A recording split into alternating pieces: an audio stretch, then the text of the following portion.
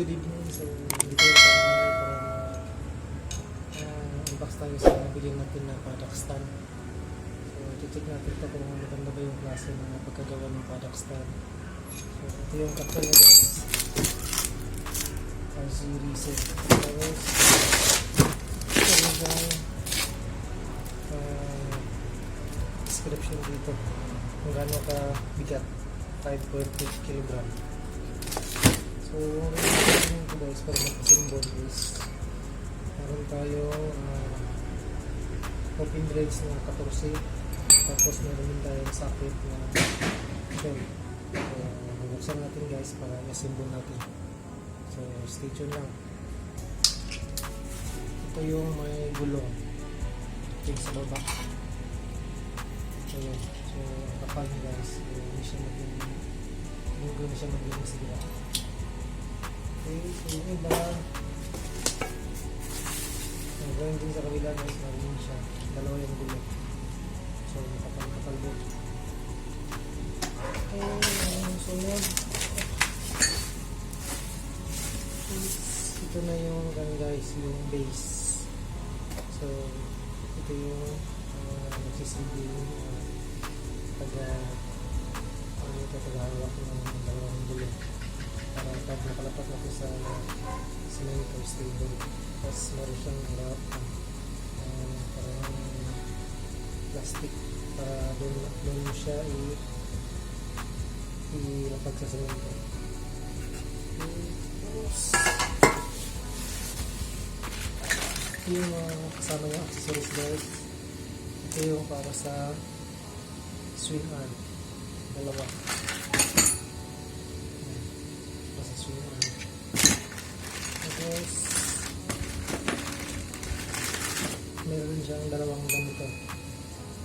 So para naman to kung bibili ka pa ng accessories para sa bitan nito, kung may kabit sa swing arm din bibili mo.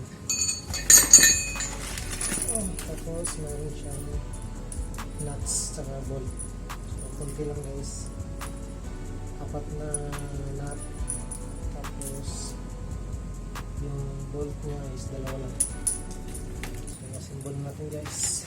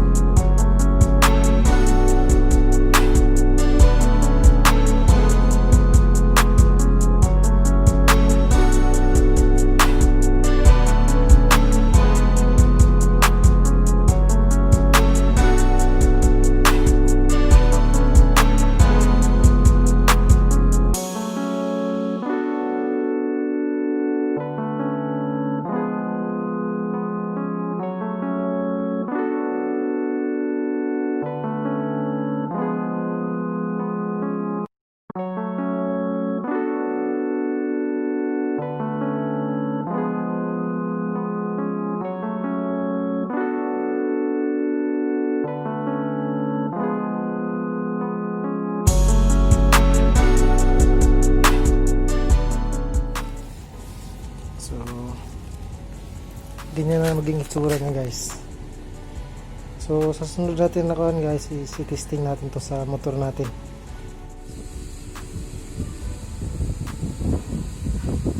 So ayan guys, ito na yung itsura ng Dominar natin na nilagyan siya ng paddock stand. So ayan guys, yung paddock stand na binili natin. So saktong-sakto lang siya sa motor talaga natin guys. Ayan o. So yun ang side view ng natin, motor. Ayan. So kung titingnan nyo sa baba, napaka stable nyan guys. Ayan yung para dito sa kanya, swing arm. So hindi maalog yan. At yun dito sa kabila. So hanggang dito na lang guys. So hopefully meron din kayong nakuha na idea regarding sa pagbili ng paddock stand ng Dominar 400.